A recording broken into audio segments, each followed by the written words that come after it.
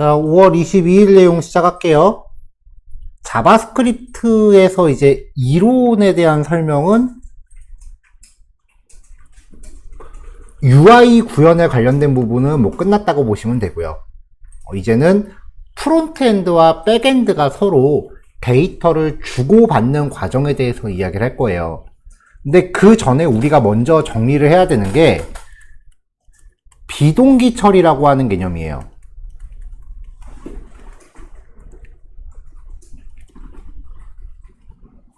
한번 예를 들어볼게요.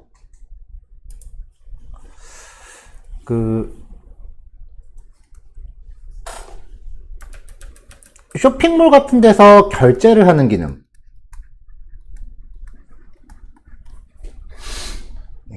결제를 하는 기능을 보면은 이제 주문서 페이지가 있죠.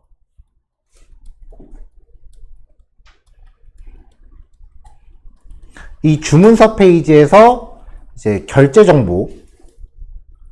정보를 입력한단 말이에요. 결제 정보가 크게 나눠지죠. 구매자랑 그 다음에 받는 사람, 수령인. 어떤 사이트는 배송지 관리 같은 것도 가능하죠.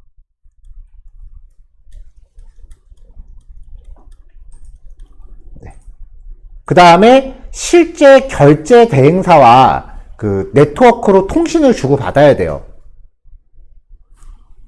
그래서 장바구니의 정보를 이제 보통 결제 대행사, 페이먼트 게이트웨이 줄여서 PG사라고 합니다. PG사한테 보내고요. 이때 이제 팝업창 같은 게 뜨면서 카드 정보나 뭐 이런 것들 입력을 해요. 카드 정보 같은 거 입력하는 거는 여러분들이 만드는 쇼핑몰 페이지가 아니에요. 그거는 다른 회사의 페이지를 연동을 시키는 거예요. 그럼 이제 결제 정보가 결과가 오겠죠. 그러면 이 장바구니에 있는 거를 장바구니 비우고요. 그 다음에 결과 데이터를 저장을 해야 돼요.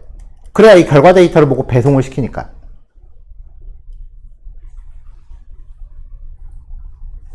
자, 그럼 이게 만약에 지금 요 항목들을 보통은 테이블 한 2개, 3개 정도로 나누는데 요거마다 DB 테이블 하나씩이라고 보자고요. 그럼 이거 할 때마다 백엔드가 있으면 백엔드한테 구매자 정보 저장해주세요 라고 보내고요. 오케이. 그 다음에 배송지 정보도 저장해주세요. 오케이. 수령인 정보 저장해주세요. 오케이. 장바구니에 있는 내용을 PG사로 보내서 결과 받은 다음에 장바구니 비워주세요. 오케이. 결과 데이터 저장해주세요. 오케이. 이런 식으로 고작해야 버튼 하나 눌렀을 뿐이지만 백엔드랑 데이터를 여러 번 주고받아야 되는 경우가 생겨요. 물론 이 모든 정보를 한 번에 보내서 해도 되기는 해요. 지금 이건 약간 극단적인 상황을 얘기하는 거예요.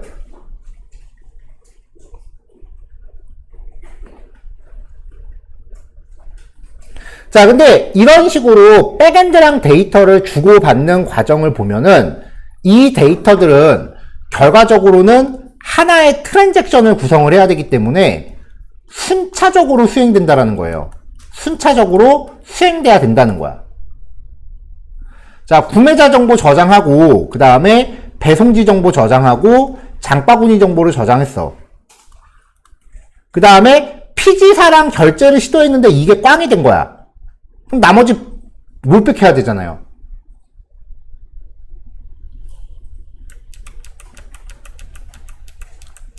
그리고 결제 결과라는 거는 PG사한테 결과를 받아야 저장할 수 있는 거죠.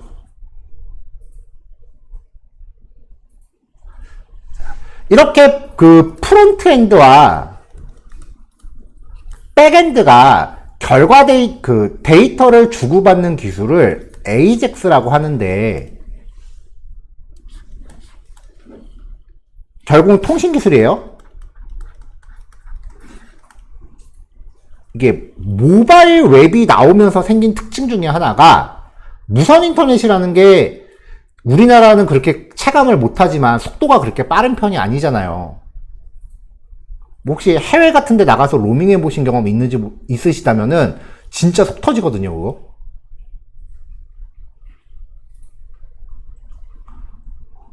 그래가지고 이 AJAX 통신 기술부터는 비동기 처리가 강제가 돼요. 무조건이야.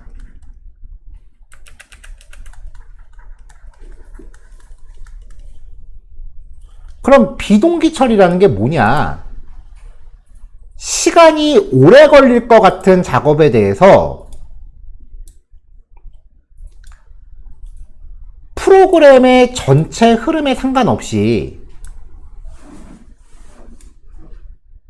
별도의 공간에서 작업하게 하는 게 비동기 처리예요.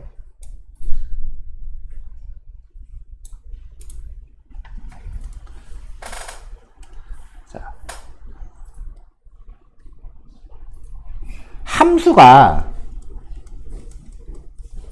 A, B, C, D가 있을 때 A, B, C, D가 있을 때 동기 처리라고 하면은 A라는 작업이 가동을 하고요. 함수마다 저마다 실행 시간이 있겠죠. 그 다음에 B라는 작업이 가동을 하고요. C라는 작업이 가동을 하고 그 다음 D라는 작업이 가동을 합니다. 이게 동기식이에요. 그러니까 지금 우리가 공부하고 있는 그대로의 패턴이에요. 모든 함수들이 그냥 순서대로 실행을 해요. 근데 비동기식은요.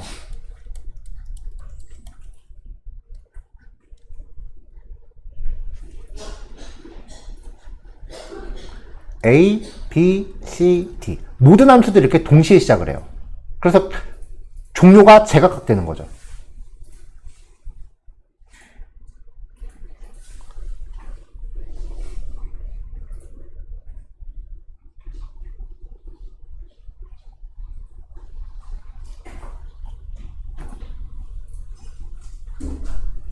자, 지금 우리가 배운 내용 중에 비동기 처리를 하는 기능은 타이머 관련 기능밖에 없어요. set timeout이나 set interval.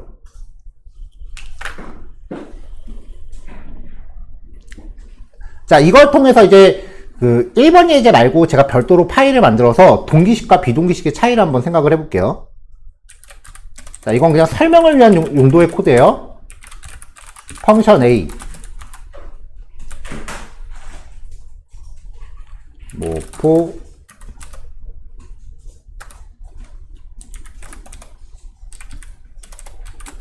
뭐 9단 5단을 출력하자.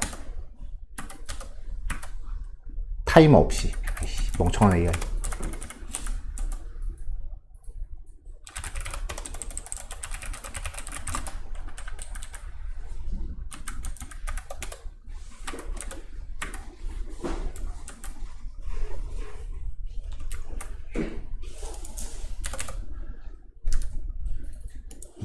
여기에서 A라고 출력되는 함수 좀 만들어 놓고 펑션 B 이번엔 동기식으로 9단 7단 출력, 펑션 C 동기식으로 9단 출력.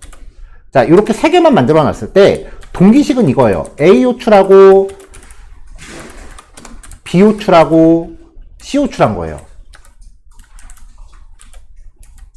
이렇게 하면은 A, B, C 함수가 순서대로 실행을 하니까 A가 다 끝난 다음에야 B가 실행하는 거죠. 그 다음에 B가 다 끝난 다음에 C가 실행되는 거죠. 이게 우리가 알고 있는 지금까지의 처리라고요. 그냥 A, B, C가 이렇게 순서대로 실행을 합니다. 이상 없죠? 이거를 비동기식으로 바꿔볼게요.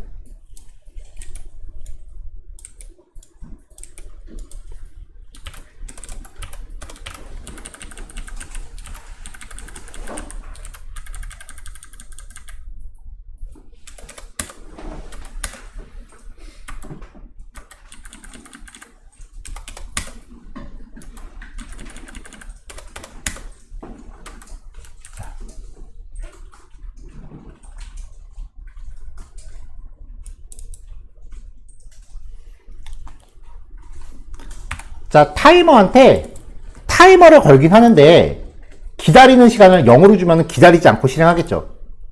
이게 출력이 워낙 짧게 들어가는 거라서 비동기로 작동을 할지는 저도 지금 아리까리한데 한번 해볼게요.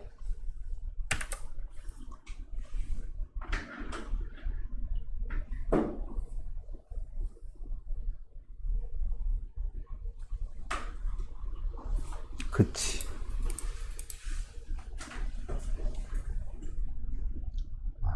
코드를 조금 더 바꿔봅시다.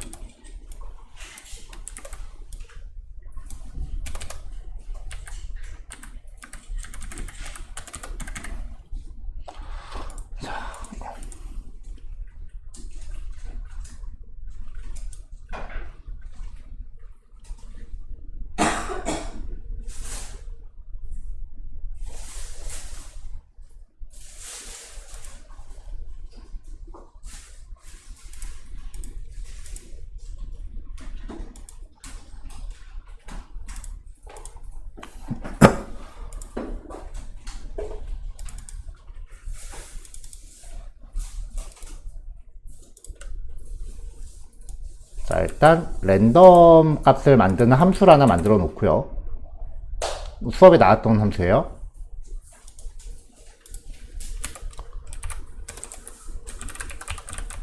set timeout.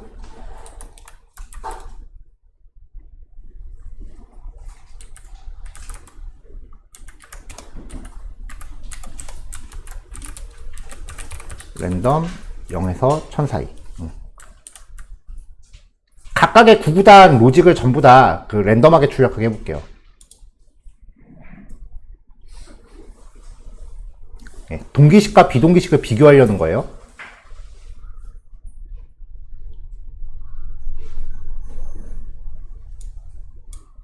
자, 여기에서 A라고 해주고,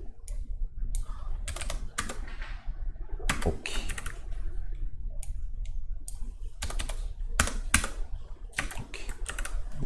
네, 지금 여기 코드 자동 완성 나오는 거는 비주얼 스튜디오 코드에 탑재하는 이제 코파일럿이라고 하는 AI인데요.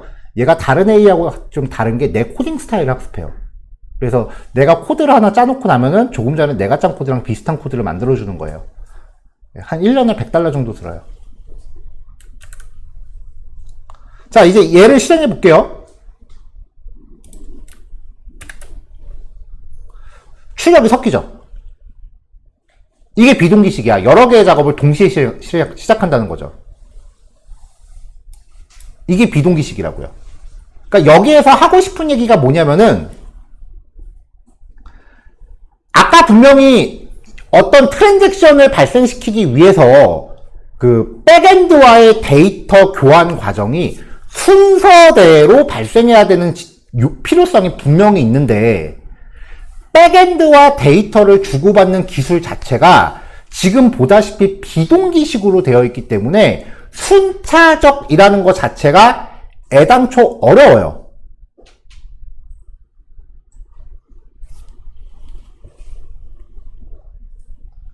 자, 여기에서부터 이제 동기와 비동기의 차이를 확인한 다음, 왜냐면 저번에 비동기식에 대해서 이해가 제대로 안 됐을 것 같아서, 비동기라는 거는 작업이 이 A가 끝나지 않더라도 B가 시작을 하는 거야. B가 끝나지 않더라도 C가 시작을 하는 거예요. 그래서 A, B, C의 실행이 동시다발적으로 이루어질 수 있다는 거지. 구구단 출력 완료가 제일 먼저 나오잖아요. 이게 제일 먼저 나오잖아요. A와 B와 C는 이제 실행하기 시작했는데 이미 콘솔.log, 로그, 맨 마지막 라인에 있는 콘솔.log 로그가 먼저 나왔어. 그러니까 프로그램의 전체 실행에 영향을 주지 않고 독립적으로 작업을 하는 게 비동기 작업이에요.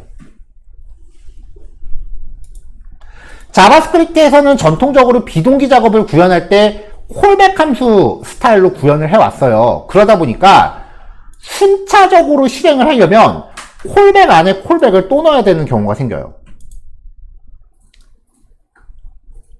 자, 여기서 이제 1번 예제인데요. 1초 동안 대기를 했다가 랜덤 값을 하나 뽑고요. 그 다음에 3초 후에 결과를 표시하게 하고 싶은 거야. 그러면 이게 타이머가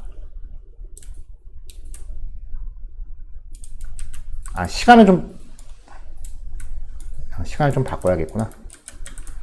자, 만약에 타이머를 이렇게 걸었다. 근데 당신의 추첨 결과는 이란 소리를 3초 후에 출력되게 하고 당첨입니다를 1초 후에 출력되게 하자. 시간을 바꿔볼게요. 여기 1초 후와 3초 후라는 거를 시간을 바꿔볼게요. 3초와 1초로요. 네, 변경된 거는 제가 설명 끝나고 파일 다시 배포할게요. 자, 이렇게 되면, 이렇게 작업을 하면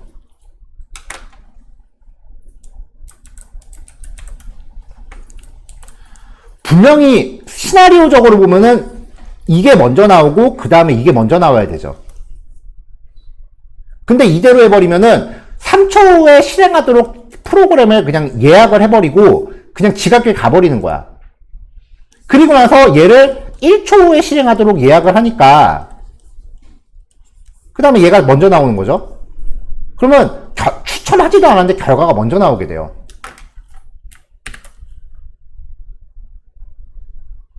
이렇게 된다고요.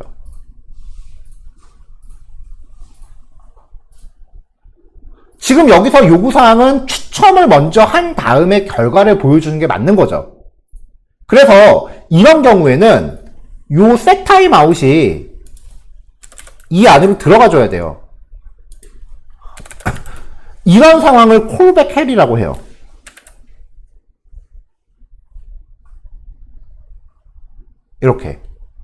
이렇게 순서대로 맞춰야 되는 거지.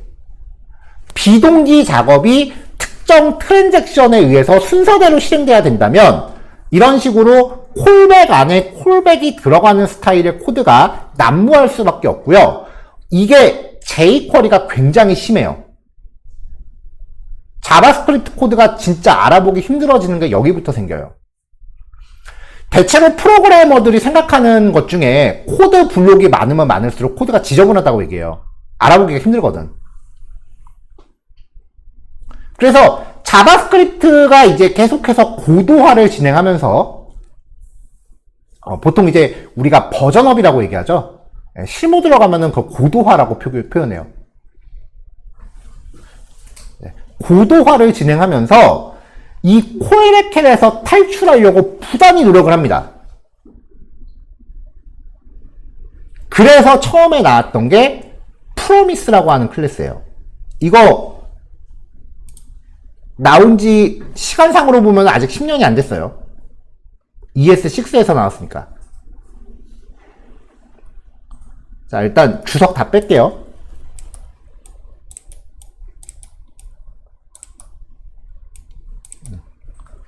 자, 프로미스라는 객체의 핵심은 비동기 작업이 순차적으로 발생하기 위해서는 비동기 작업의 처리 결과를 내가 알 수 있어야 돼.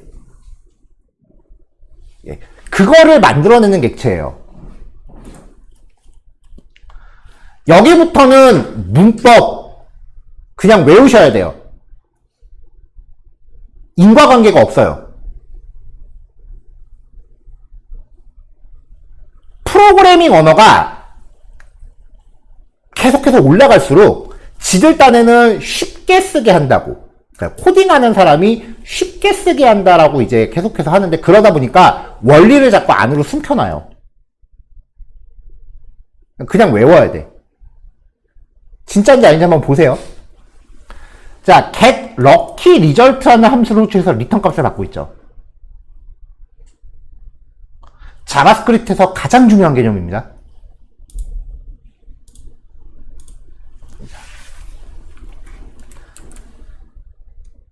자, 얘를 호출하면 자바스크립트의 신규 API입니다. 프로미스라는 클래스의 객체를 리턴해요. 그러니까 얘가 이 프로미스 객체가 되는 거죠. 일단 여기까지 오케이죠?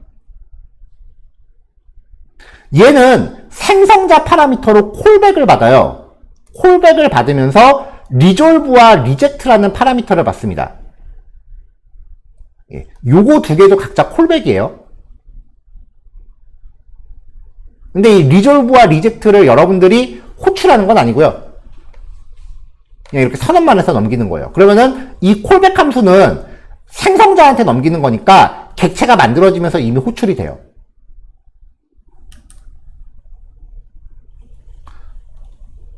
그러면은 나는 내가 하고자 하는 작업은 이 콜백 함수 안에서 비동기 작업을 내가 구현을 하는 거예요.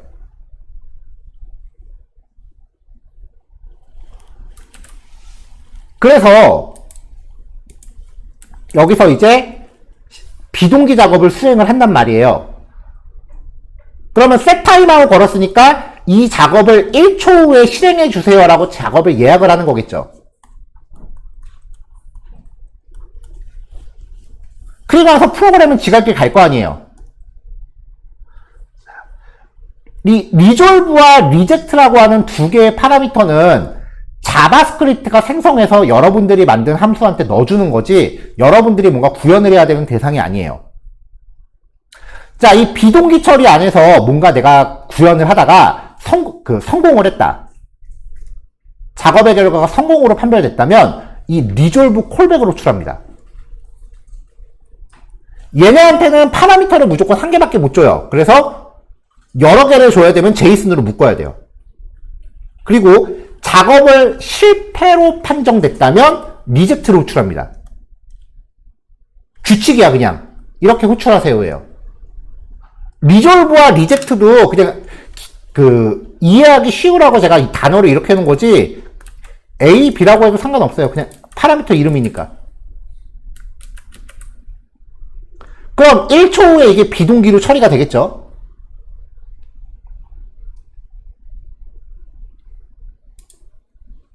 자, 한편 프로미스 객체를 리턴 받은 애는요, 얘는 비동기 작업이 끝날 때까지 대기를 타요. 그리고 이 객체가 갖고 있는 메서드 3개를 연달아서 호출하는데 마치 트라이 캐치 파이널리처럼 생겼습니다.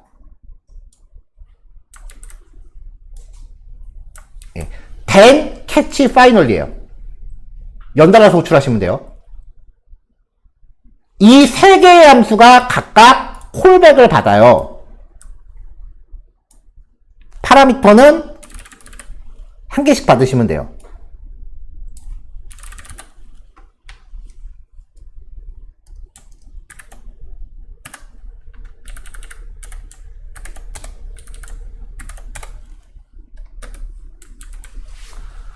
자, 그러면 여기 있는 비동기 작업이 별도의 공간에서 실행을 해요. 프로그램의 전체 실행에 상관없이. 비동기, 여기까지도 이제 비동기예요. 자, 그러면은 여기서 리졸브를 호출하면 작업이 성공된 거죠. 그러면 프로미스 객체에 then에 연결된 콜백을 호출합니다. 인과관계가 없다니까요. 그냥 외워야 돼 이거. 그러면서 이 전달한 이 파라미터를 제이슨 객체 하나죠. 이 파람으로 넘겨요.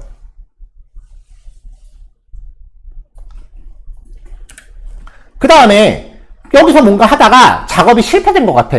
그러면 리젝트를 콜하잖아요. 그럼 이 리젝트는 캐치에 연결된 콜백을 호출합니다.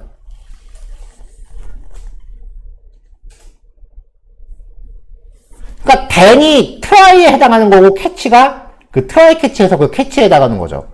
그럼 파이널리는 뭐겠어? then 끝나면 호출하는 애고 캐치 끝나면 호출하는 애겠죠. 이거 인과관계가 없어요 진짜. 그냥 이렇게 호출 규칙을 기억을 하는 수밖에 없어요.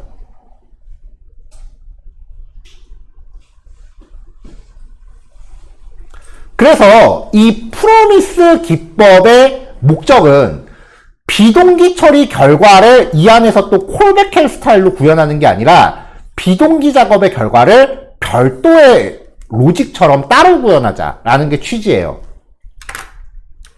자, 그러면 여기서 파라미터 전달되는 거 보면 여기에도 제가 최신 작성 스타일을 넣어놨는데 요 제이슨 객체가 이 파람이라는 변수에 저장되는 거죠.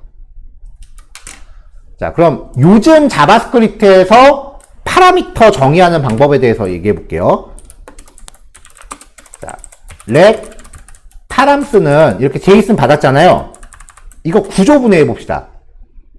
let msg랑 a랑 b랑 c는 파람스 이렇게 하면 구조 분해 되죠.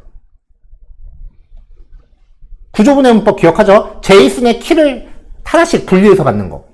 그럼 MSG ABC가 독립적인 변수가 됩니다.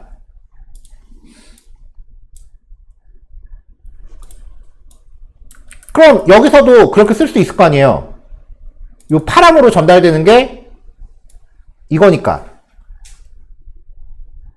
여기까지 오케이? 그럼 애당초 요 파람을 제거해버리고 애당초 파라미터를 구조분해해서 선언을 해요. 이게 요즘 자바스크립트가 파라미터 정의하는 스타일이에요. 구조분해 문법이 요즘 자바스크립트에서 어마어마하게 많이 쓰여요. 자, 이제 주석 모두 살리고. 자, 프로미스를 가동하려면은 프로미스 객체를 리턴하는 함수를 하나 만들어줘야 돼요. 그리고 이 프로미스 객체는 리졸브 함수와 리젝트 함수를 파라미터로 받는 콜백을 요구합니다. 근데 이거는 내가 만든 함수가 아니라 여러분들이 이제 그 파라미터로 받는 거야. 이 펑션이라고 하는 걸 자바스크립트가 호출을 해줘요. 그럼 이제 여러분들이 호출을 당하는 거지, 자바스크립트에 의해서. 여기서 이제 비동기 작업을 합니다. 비동기 작업을 하고서 작업이 성공으로 판정됐다. 백엔드한테 데이터를 정상적으로 받아왔다. 그렇게 되면은 리졸브로 호출하고, 실패가 되면은 리젝트로 호출한다. 자, 그럼 이 프로미스 객체를 리턴 받아서는 then, catch, finally 이렇게 연달아서 메서드 체인 걸어놓고 콜백을 준비하는데, 성공일 때, 실패일 때, 그리고 마지막에 마무리할 때, 이런 식으로 호출되는 위치가 서로 선택적으로 결정된다. 이게 프로미스예요.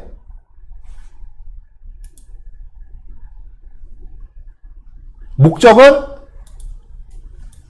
비동기 작업과 비동기 작업의 결과를, 코드를 분리하는 거예요.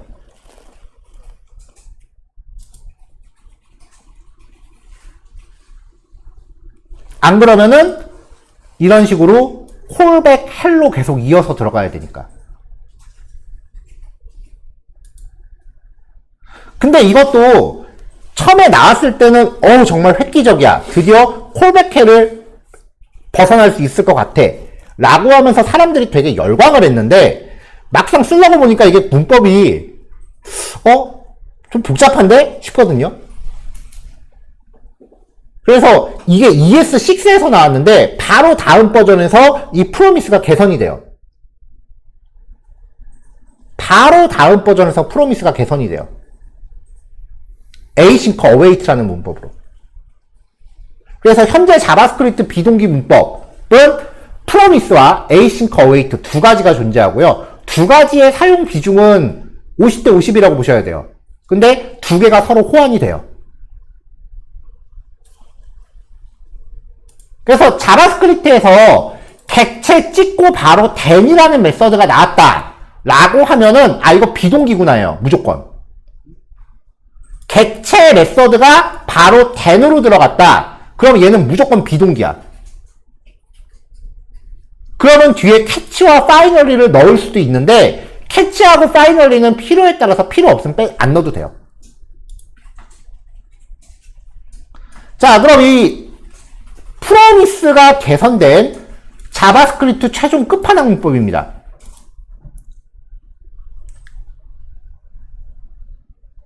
자, 일단은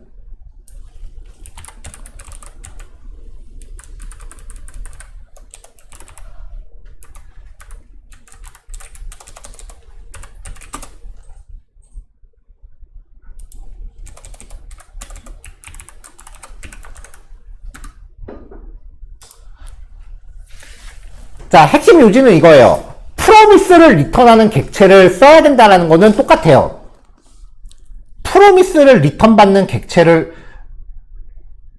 프로미스를 이제 리턴받는 객체가 필요하다라는 건 똑같아요. 근데 함수지, 함수. 프로미스를 리턴하는 함수가 있어야 된다는 건 똑같아요. 근데 아까는 그래, 이거 호출해서 객체 리턴받는 것까지는 좋은데, 그러고 났더니 후속 처리가 코드가 만만치 않게 복잡한 거야, 이게. 그래서 프로미스 코드는 똑같습니다. 요 부분만 개선이 된 거예요. 이 부분만. then, catch, finally를 호출하는 이 과정만 개선이 된 거야. 첫 번째 규칙. 프로미스를 리턴 받을 때는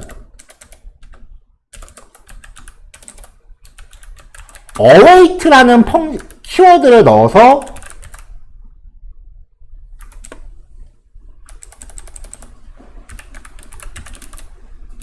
리턴을 받을 수 있어요. 이렇게 하면은 그 비동기 작업의 결과를 바로 받을 수 있어요. 단 조건이 await 키워드는 이거는 자바스크립트 후반부에 새로 생긴 키워드예요. async라는 예약어가 붙은 함수 안에서만 await 키워드를 쓸 수 있어요. 그래서 이름이 async await예요. 최신 자바스크립트에서는 async 키워드 없이도 await 쓸 수 있게 추가됐다라는 걸 제가 좀 지나가다가 본 적이 있긴 한데 아직 브라우저에 반영까지는 안 된 것 같고요.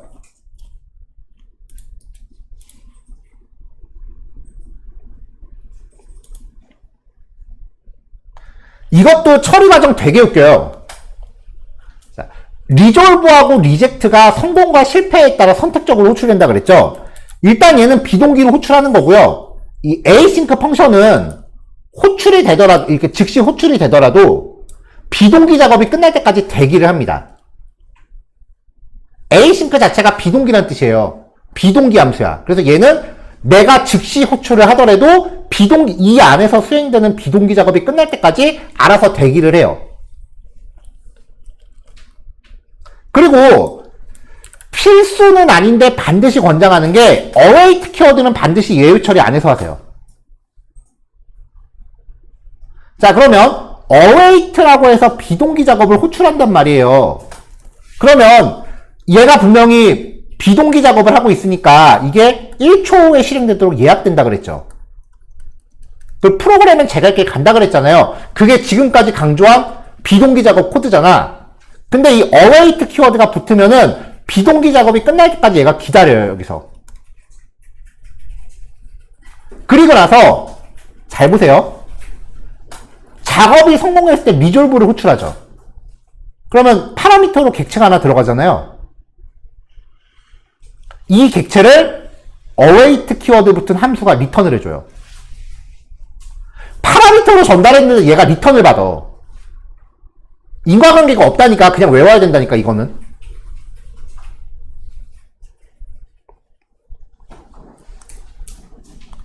자, 그 다음에 작업이 실패했을 때 리젝트한테 파라미터가 넘어가죠. 그럼 이 파라미터는 캐치 블럭의 2로 들어와요.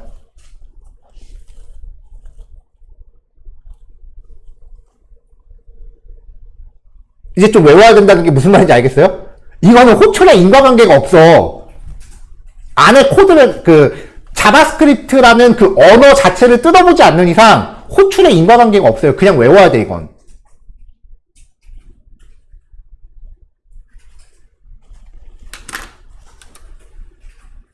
자, 이렇게 해서 이제 비동기 처리에 대한 예외 처리까지 겹쳐서 진행을 하고요. 그 다음에 파이널리는 마지막에 들어가는 거죠.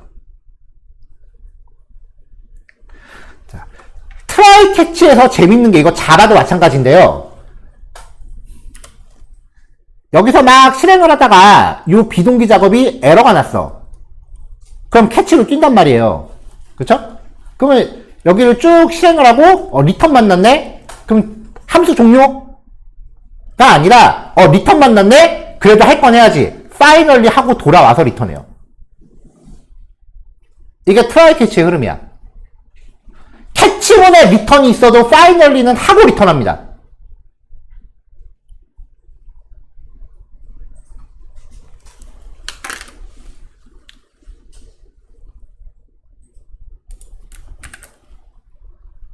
자, 그럼 순서대로 나오죠?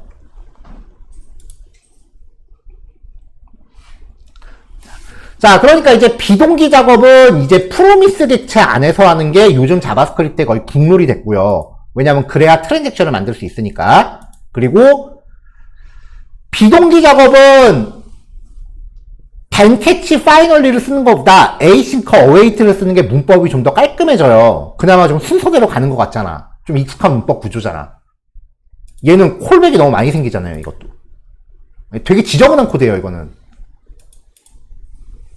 근데 비동기 작업을 위해서 await 키워드를 쓰려면 무조건 async가 붙어야 된단 말이지. async가 있는 함수가 필요하단 말이죠. 그러니까 한 번밖에 안 쓸 함수를 계속 만들어서 호출을 해야 돼요. 자, 자바스크립트 문법입니다. 이거 옛날부터 존재했던 문법인데 설명을 안 했던 문법이에요. 함수 단원에서 나왔어야 되는데 함수에서 이것까지 얘기하면 멘탈 나갈 것 같아서 얘기 안 했어요. 펑션 헬로 라고 하고요. 이거를 즉시 실행하려면은 이렇게 호출하죠. 이거를 자, 우리가 익명함수 개념에 대해서 봤죠? 이름을 제거하면은 함수 로직이 그 자리에 바로 올 수 있다고요. 이게 익명함수 개념이었잖아, 그쵸? 익명함수로 바꿔요. 근데 여기다 통째로 넣는 거는 중괄호 뒤에 소괄호가 붙어야 되는 문법적 오류가 있으니까 우선순위를 둬서 소괄호 안에 넣어요. 자바스크립트에서 얘기하는 즉시 실행함수라는 문법이에요. 만들자마자 넣어요, 그냥. 이거는 옛날부터 있었어. 2000년도 초반부터 있던 문법이야. 자바스크립트가 문법이 자바랑 굉장히 많이 달라요. 깊게 들어가면. 그냥 변태 문법이 되게 많어. 여러분들이 배우는 거는 그 자바와 최대한 비슷한 문법들만 골라 배운 거예요.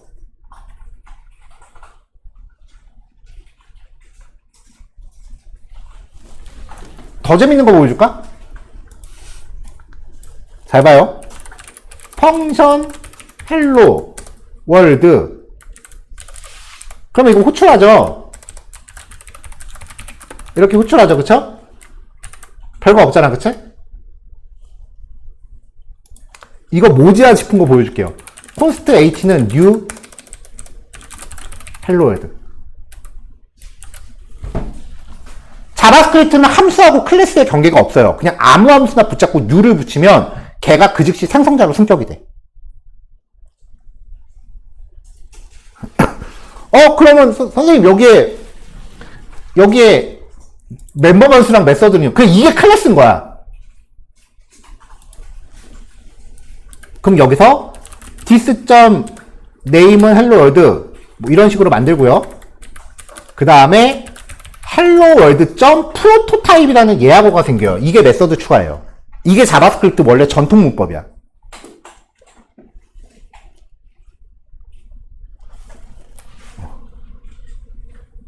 이렇게 하면은 h.sayhello라고 호출하는 게 가능해지는 거죠. 근데 이 프로토타입이라고 하는 게 기존에 있는 함수한테 강제로 기능을 우겨 넣는 거거든요. 그러니까 우리가 아는 객체 지향은 클래스라고 하는 틀을 잡아놓고 그 틀에서 객체를 찍어내는 거잖아요. 근데 자바스크립트의 객체 지향은 아무것도 없는 빈 깡통을 만들어 놓고 내가 필요할 때 그때그때 확장해 나가는 거야. 그래서 이 프로토타입 문법의 위험성이 뭐냐면은 const a는 hello world 그냥 문자열이죠. 자, console.log type of a 라고 하면은 자바스크립트의 스트링 객체예요. 그쵸? 얘는 객체지. 스트링 클래스의 객체지. 그래서 string.prototype 하면서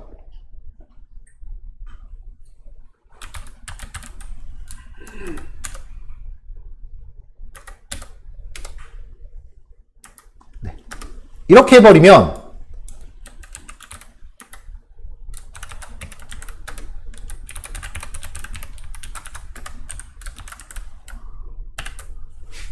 자바스크립트의 기본 API를 개발자가 뜯어고칠 수가 있어요.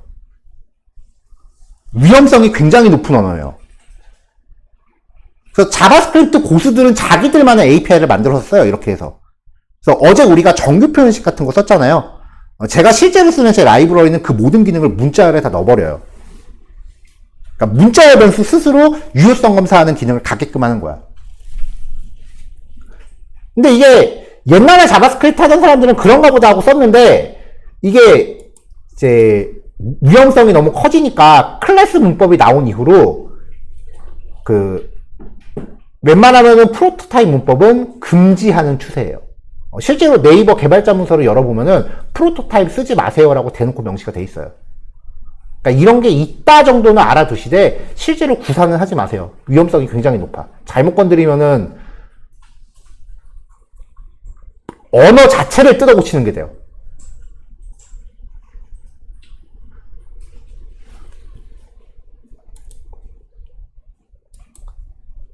자, 다시 돌아와서 그러면은 여기서 pu라는 함수를 만들어서 내가 이걸 호출하는 거 요게 좀 번거롭다라고 느껴지면은 이거를 인명함수로 바꾼 다음에 괄호 붙여서 화살표 이렇게 하면은 즉시 실행함수가 되니까 다이렉트 실행이 되는 거죠.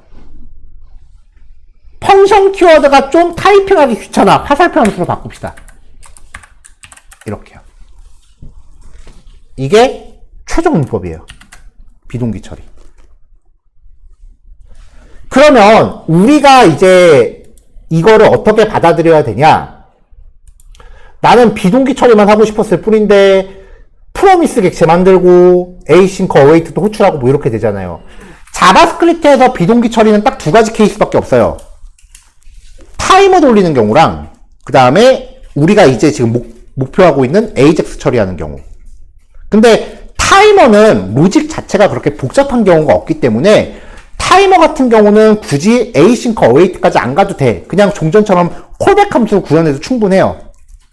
왜냐면 타이머는 웬만하면 그냥 UI 관여하는 게 다야. 근데 AJAX는 일단 선택지가 없어. 무조건 비동기야. 이건 자바스크립트 규칙이야. 그리고 AJAX와 관련된 자바스크립트 API가 패치라는 함수인데, 그러니까 나는 그냥 패치라는 자바스크립트 안에 있는 함수를 호출해야 돼. 근데 걔가 프로미스를 리턴한대. 그러니까 자바스크립트 안에 있는 패치라는 함수를 우리가 이제부터 써야 되는데 그 함수를 쓰는 방법이 이거 아니면 요거 두 개 중에 하나밖에 선택지가 없다고요. 그러니까 지금 이거 처음 들으면 아마 이해 안 갈 거야. 백엔드 개발자한테 이 프로미스에 대해서 물어보지 않을 거야. 프론트엔드 개발자면은 분명히 면접 때 물어볼 거예요, 프로미스는. 근데 얘가 좀 전에 강조했다시피 돌아가는 게 인과관계가 안 보여요. 그나마 지금은 제가 요 안에 프로미스라는 객체 이거 호출하면은 리턴이 되고 이거 호출하면은 리젝이 캐치가 실행됩니다. 이렇게 설명했지만 우리가 이제부터 할 코드는 이것도 없어. 이것도 없어. 이 get lucky result에 해당하는 기능을 자바스크립트 API 패치라는 함수로 호출한다고요. 근데 얘가 프로미스를 리턴한대. 그냥 그 정보 하나만 들고서 문법이 이렇게 전개돼야 되는구나 라고 그냥 외워서 하는 거예요. 일단 외우세요. 이거는 외운 다음에 흐름을 따라가세요. 이걸 좀 더 깊게 보고 싶으면 자바스크립트 레퍼런스를 통해서 프로미스가 작동하는 방법에 대해서 설명한 그 글들 많으니까 좀 나중에 찾아보셔도 충분해요. 일단 지금은 쓰는 거 먼저 목표로 합시다. 자, 이렇게 해서 1, 2, 3번 먼저 보시면 되는데, 굳이 재배포할 필요는 없을 것 같아요. 근데 1, 2, 3번은 실습을 한다라기보다는 그냥 돌아가는 흐름을 따라간다. 그렇게 여기시면 될 것 같아요. 이거를 굳이 타이핑할 필요까지는 저는 없다고 보고요. 지금 이 단원의 목표는 프로미스라는 객체, 그리고 async await라는 문법에 대한 설명인 거예요. 요 이후부터 이제 계속해서 이 async await 문법을 쓰면서 우리가 구현을 할 거니까. 자, 요 이후에 AJAX는 돌아가는 과정을 좀 계속해서 설명을 해야 되기 때문에 일단 먼저 설명한 다음에 실습 파일 배포할 거예요. 왜냐면 지금 저도 백엔드를 지금 뜯어 고치고 있는 중이라 설명하면서 중간중간에 코드를 좀 수정을 해야 돼요. 자, 일단 이 글씨 여기까지 할게요.